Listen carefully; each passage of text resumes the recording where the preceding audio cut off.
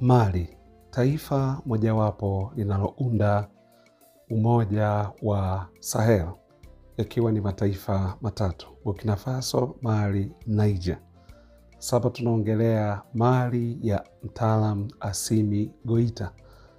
Na hii Mali imefanya nini? Kwanza ndugu zangu wanaokuwa Mwafrika, tunaomba radhi kwa kutokuwa hewani kwa muda kidogo. Hii ni kwa sababu ambazo zilikuwa nje na uwezo wetu. Nafikiri wale wanaojua Tanzania huku kidogo, kuna mambo yalikuwa yanaendelea ambayo ndio hivyo tena kama mnavyojua. Kwa hiyo kidogo mtandao ukawa unasumbua, kukawa na shida ya mtandao. Kwa ndio maana hamkuweza kutuona, lakini tumerudi sasa hewani. Kwa tuendelee hapa.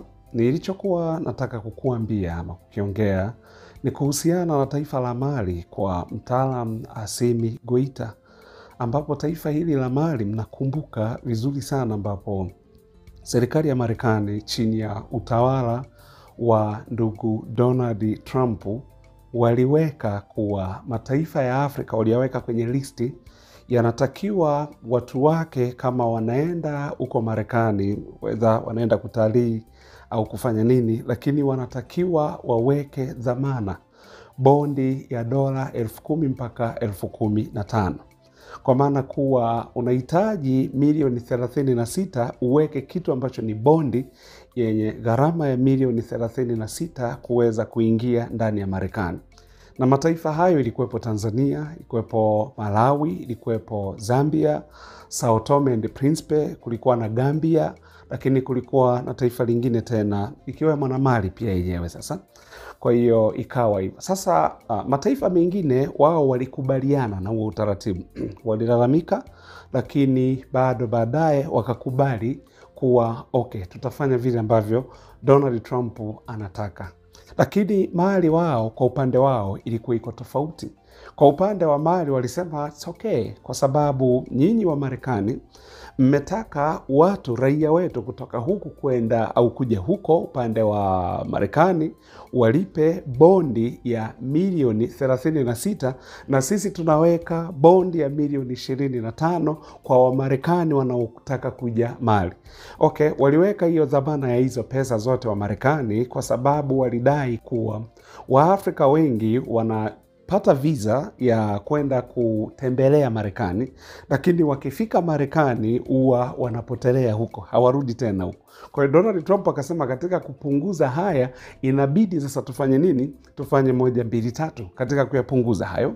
Kwa hiyo akaamua kufanya. Sasa taifa la Mali lenyewe wakakataa, wakasema hapana, na sisi sasa kwa sababu mmeamua hivyo, basi na sisi ukitaka kuja hapa lazima uweke bondi ya dola 10,000 ambayo ni sawa na milioni 25 kwa pesa za kibongo hizi. Kwa hiyo baada ya hapo sasa ili taifa la Mali likaondolewa kwenye listi ya mataifa ambayo raia wake wanatakiwa kuingia Marekani kwa kuweka dhamana ya dola za Kimarekani 10,000 mpaka 15,000.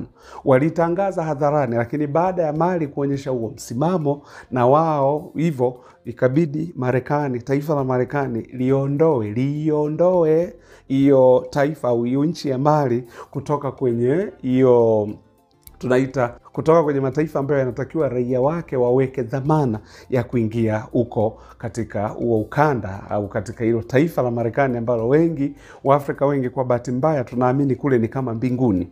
Yaani watu hawataki kukaa kwao, hawataki kukaa Afrika, wanataka waende Marekani kwa sababu wanaamini Marekani ni kama mbinguni. Ndio maana. Kwa hiyo ikabidi Donald Trump sasa apige nyundo ya namna hiyo, na Mali na wao waliporudisha basi kukawa na heshima. Kwa sababu kinachotakikana ni nini? Ni heshima.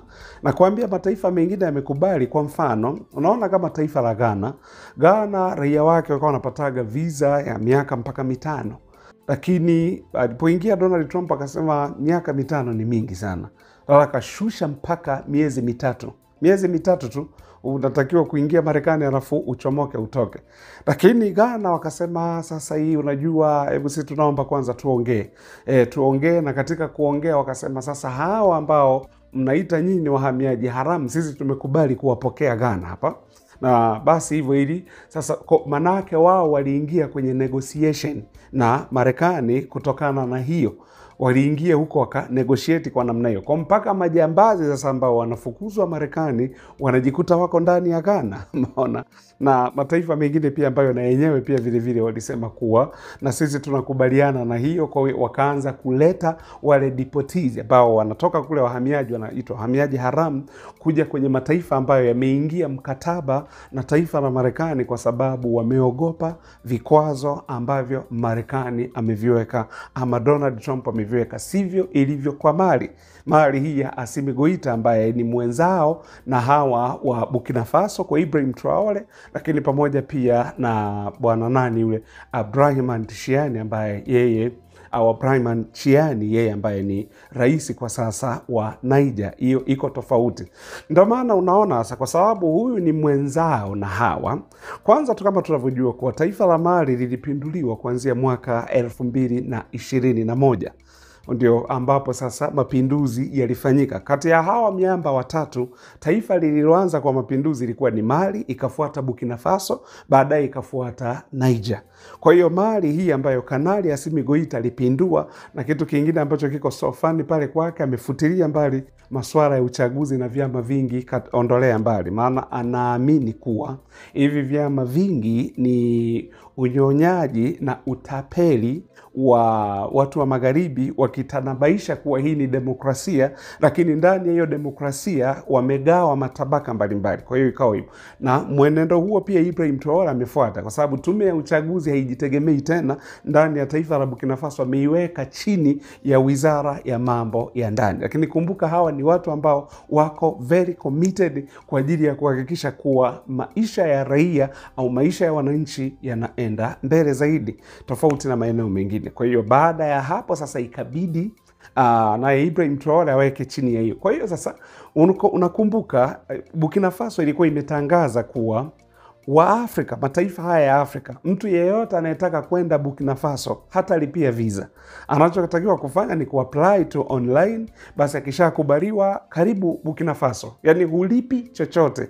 Wewe utakachokifanya ni chukua pasipoti yako na jiandae na nauli zako hizo za ndege, na baada ya hapo basi na gharama zile ambazo wewe utaenda kule, hicho ulichokifuata huko, umeenda kutalii, basi gharama hizo zote ni juu yako, lakini visa haulipi. Ni tofauti na nchi zingine ambazo lazima ulipe visa. Na tunakumbuka mwanzo kabisa Rwanda ndo alikuwa wa kwanza kusema kuwa Waafrika wanaoingia Rwanda hawatakiwi kulipa visa. Kwa mpaka sasa hata ukiamua kwenda Rwanda ni visa free Rwanda. Kwa hiyo mwenendo huo sasa kawa wamefuata Ibrahim Traore. Sasa Marekani waliposikia hiyo kuwa Burkina Faso pale ni free visa, yani haulipi chochote, wakasema kuwa sasa kwa sababu nyinyi huku mmesema hamlipi chochote, inabidi sisi tuwalete raia wetu, au ambao sio raia, samani kusema hivyo, sio raia, tuwalete wahamiaji haramu ambao tunataka waondoke huku Marekani, tuwalete hapo Burkina Faso. Ndipo ambapo sasa Burkina Faso ikajibu kuwa hapa sio dampo, hapa sio jalala la kutupia watu ambao mmewafukuza huko eti waje watue huko. No, hiyo hapa sio jalala hapa. Kwa hiyo baada ya hapo sasa ndio tukaona kuwa Burkina Faso imepiga marufuku hatua hiyo ya hao watu. Kwa hiyo hii yote ni nini? Ni kwa sababu ya heshima. Kumbuke hawa miamba watatu, kwanza, jambo la kwanza, ulipoingia madarakani, kila mtu kwa namna yake au kwa awamu yake. Tunakumbuka vizuri sana walipoingia madarakani, jambo la kwanza lilikuwa ni kuondoa ushawishi wowote wa Wafaransa ndani ya mataifa yao pamoja na Marekani. Kwa sababu Faransa, mnakumbuka, ilikuwa na kambi Mali, alikuwa na kambi za kijeshi hapo Burkina Faso. Ikabidi waondoe, wavunje na mikataba ambayo ilikuwa mikataba ya kinyonyaji ambayo Faransa alikuwa anayanyonya ya mataifa. Lakini upande wa Niger pale kulikuwa na kambi kubwa sana ya kijeshi ya Marekani. Ikabidi pia Abdrahman Tiani aondoe ile kambi ya kijeshi, kwa maana kuwa tunahitaji heshima, mutual respect, na sio masuala ya unyonyaji. Tabana wale miamba wamejitambua sana. Wamesema huku tunahitaji wawekezaji Afrika, hatuhitaji wanyonyaji, kwa sababu wanyonyaji hawana nafasi katika mataifa yetu ya Afrika. Ndio matokeo yake sasa yako hivyo. Kwa hiyo ndugu zanguni, Mali baada ya kuonyesha msimamo baada ya Marekani kuwa raia yeyote anayetoka Afrika anapokuja huku lazima aweke bondi ya milioni 36, kwa maana kuwa akifanya kosa lolote ndani ya Marekani kwenye ule muda ambao yuko kule, ile bondi inafanya nini? Ndio hela hiyo imepotea. Aya, tuseme labda ame overstay, hata akizidisha siku moja tu, manake ile bondi wanaichukua. Kwa nao huku Mali naye akasema kuwa na nyinyi pia mnapokuja huku hakikisheni kuwa mmelipa visa, yani kama bondi, yani ili upewe visa huko kwanza hakikisha umelipa bondi ya dola 10,000, kwa sababu huku Afrika wataka mtu alipe hizo dola 15,000 kwenye ubalozi wa Marekani katika mataifa ya Afrika kabla hajaenda kule. Wanasema in case akifanya kosa lolote au aki overstay kule, manake ile bondi inachukuliwa, yani ndio imepotea hiyo, yani chochote ambacho kiweka dhamana ndio kitakuwa kimepotea na ndio kitakuwa hakipo. Lakini Mali na wao baada ya kuonyesha huo msimamo, na unajua wazungu wanafanyaga makosa mengi sana Afrika, kwa hiyo ikabidi sasa Marekani iondoe kimya kimya Mali kwenye hiyo kusema kwamba watu walipe sijui na vitu gani, ikabidi waiondoe hivyo. Kwa hiyo ndiyo namna ambavyo watu wako serious. Kukiwa na heshima lazima tutaheshimiana. Kumbuka, jamii ya watu isiyojiheshimu ni ngumu kuheshimiwa na jamii zingine. Hilo tusilisahau. Asanteni sana wanaokuwa Mwafrika, ninawashukuru.